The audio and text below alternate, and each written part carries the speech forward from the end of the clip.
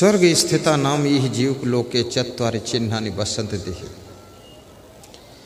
जो आत्माएं स्वर्ग का सुख भोग करके इस धरती पर आकर के जन्मी हैं, उनमें 4 लक्षण होते हैं, उनकी 4 पहचान होती है। और जो आत्माएं वर्तमान में भी स्वर्ग का सुख प्राप्त कर रही हैं, उनमें भी 4 लक्षण होते हैं। पहला लक्षण दान प्रसंगों, उनको दान करने में आनंद आता है। दूसरा लक्षण मधुरा चबाणी, मीठी बोली बोलने में उनको सुख मिलता है। तीसरा लक्षण जिनमें देवी और देवता के गुण हैं, देवी जैसी नारियों की और देवता जैसे पुरुषों का जो सम्मान करते हैं, वे लोग स्वर्ग का सुख पाते हैं। जो नारियों में देवी का दर्शन करते हैं, पुरुषों में देवता का दर्शन करते हैं, स्वर्ग का सुख मिलता है। एक नवयुवक अपनी पत्नी और बच्चों को लेकर के मंदिर में पूजा करने के लिए गया। भीड़ बहुत थी मंदिर में, साईं बाबा का मंदिर था। तो उसने श्लोक मंत्र बोलना शुरू किया, तुमेव माता च पिता तुमेव। तो मंदिर की ओर हाथ जोड़कर खड़ा हुआ और बोला, तुमेव माता च पिता तुमेव। फिर उसको याद आया कोई मेरे चप्पल न उठा ले गया हो। तो चप्पलों की ओर मुड़ करके देखा, हाथ जुड़े हैं और सिर मुड़ा, हाथ जुड़ा और मंत्र चालू है। देवता की ओर देखकर कहता है, तुमेव माता च पिता तुमेव। और चप्पलों की ओर देखकर कहता है, तुमेव बंधुश्च सखा तुमेव। फिर 2-3 छोटे छोटे बच्चे थे। सोचा भीड़ भाड़ में बच्चे इधर उधर कहीं खिसक ना जाए, खो ना जाए। तो बच्चों की ओर मुड़कर देखा, हाथ जोड़कर, हाथ जुड़े हैं और सिर मुड़ा है बच्चों की ओर और मंत्र चल रहा है। क्या बोला? तुमेव विद्या द्रविड़म तुमेव। फिर पत्नी को देखा कि पत्नी कहीं भीड़ भाड़ में इधर उधर ना हो गई हो।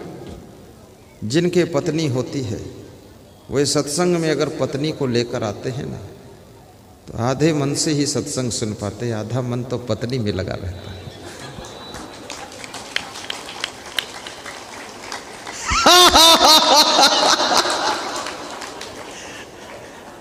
बिल्कुल सच बात है। मैं देखता हूं जब दांव मिलता तो मुड़ के देख लेते किधर है। और पत्नियों को परवाह नहीं मेरा पति किधर है, चाहे जिधर रहो, जरूरत नहीं तुम्हारी।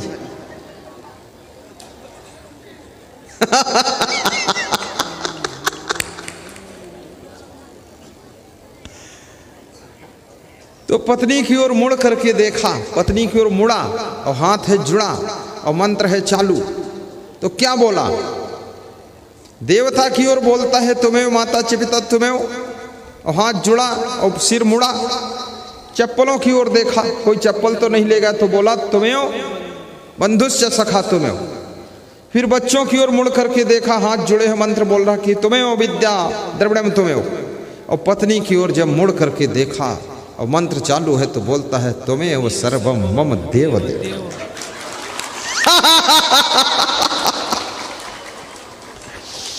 पत्नी बहुत खुश हुई कि मंदिर में आना सफल हो गया। देवता की ऐसी की तैसी, मैं तो सर्वम देव हो गई। क्या बात है। बोले चलो निकलो मंदिर से, जो मिलना था मिल गया। आज तूने सही परखा है, ये देवी देवता क्या है, इनकी टक्कर में मैं सर्वम देव देव हूं। बहुत खुश होकर आती। वास्तव में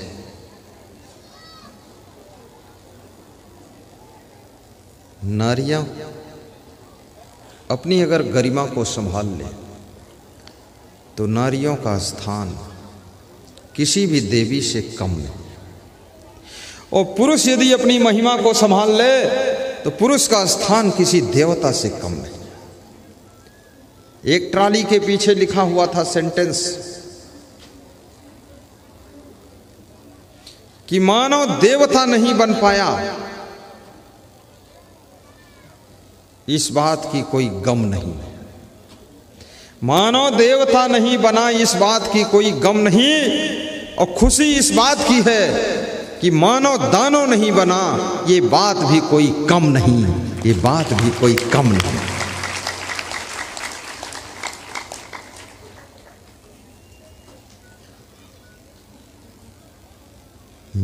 मानुष तेरा गुण बड़ा,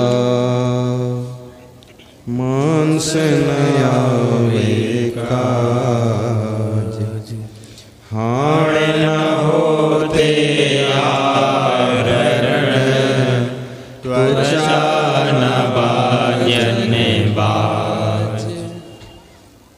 मानुष जन्म दुर्लभ, मिले न दूजी बार, पक्का फल जो गिर पड़ा, बोरे न लागे डार। मानुष तन सद्गुरु मिलब, मोक्षों इच्छा होय, दुर्लभ तीनों परम है, पाय सुयोग न होय। बड़े भाग्य मानुष तन पावा, सुर दुर्लभ सद्ग्रंथन गावा। बड़े भाग्य मानुष तन पावा। क्या हाल है? कहीं नहीं लिखा है कि बड़े भाग्य पशु तन पावा, बड़े भाग्य पंछी तन पावा, बड़े भाग हाथी तन पावा, ऊंट तन पावा, शेर तन पावा। किसी को महिमा नहीं बताई है। भगवान राम कहते हैं बड़े भाग्य देवता तन पावा, देवी तन पावा। नहीं, कहते हैं बड़े भाग्य मानुष तन पावा, क्योंकि मनुष्य का स्थान देवी और देवताओं से भी बड़ा स्थान है। जब मनुष्य अपनी मनुष्यता को खो देता है तब देवी देवताओं की मंदिर में जाकर गिड़गिड़ाता है। जब मनुष्य अपनी मानवता को हासिल कर लेता है तो मानव के रूप में राम आए थे। राम जब वनवास जा रहे थे तो देवी और देवता उनके ऊपर फूल बरसा रहे थे, लेकिन आज का मानव 2 फूल लेकर के देवी देवताओं के ऊपर बरसाने जाता है। अगर तुम अपनी मान मर्यादा को याद कर लो, भगवान श्री राम जैसे पुरुषों में उत्तम बन जाओ तो ये देवी देवता तुम्हारे ऊपर पुष्प की वर्षा करेंगे।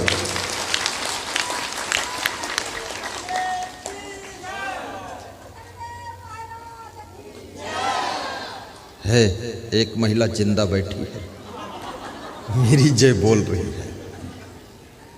धन्य हो माता बहन साहिब। बड़े भाग्य मानुष तन पावा, सुर दुर्लभ सद्ग्रंथन गावा। गाओ। बड़े भाग्य मानुष तन पावा। आज मनुष्य का तन न होता तो क्या मैं प्रवचन करता? मनुष्य का तन न मिलता क्या तुम प्रवचन सुनते? मनुष्य का तन न मिलता तो क्या खीर पूड़ी का भंडारा चलता? मनुष्य का तन न मिलता तो क्या ये पोस्टर पंपलेट होर्डिंग तुम चिपकाते लगाते? मनुष्य का तन न मिलता तो गुरुदेव का क्या आशीर्वाद ले सकते थे? और मनुष्य का तन न मिलता तो मैं क्या महान संत बन सकता था? मनुष्य का तन न मिलता तो इतना ऊंचा मंडप कौन लगाता? ये कोई पशु लगा सकते हैं? मनुष्य तन की बलिहारी है और मनुष्य तन को धन्यवाद है।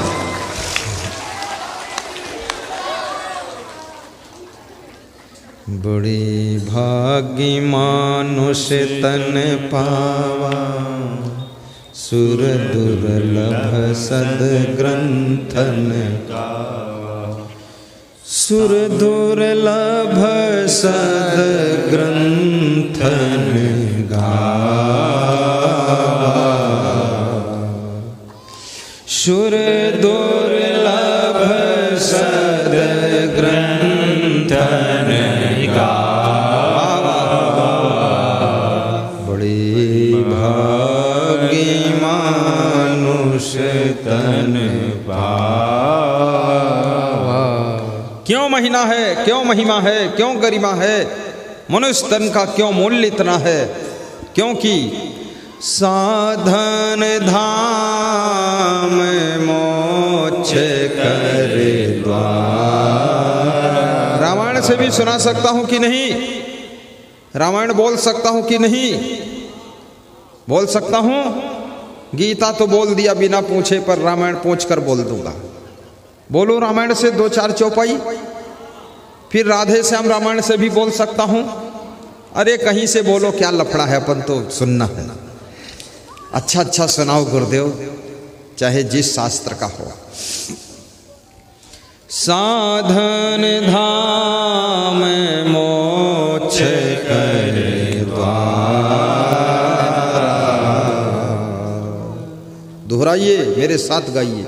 साधन धाम मोक्ष के द्वार,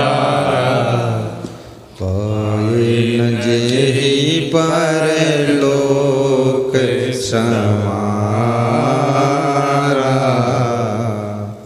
पाए न जेहि परलोक समारा। परलोक समारोह, ये लोक समारोह, लोकालोक समारोह, इस लोक और परलोक को संवारने के लिए मनुष्य का शरीर प्राप्त हुआ है। जो न तरे भव सागर, नर समाज यस पाए, सो कृत निंदक मंदमती, आत्महन गति जाय। मनुष्य शरीर को पाकर के जो भवसागर से पार न हो सके, तो समझ लो आत्महत्यारा है।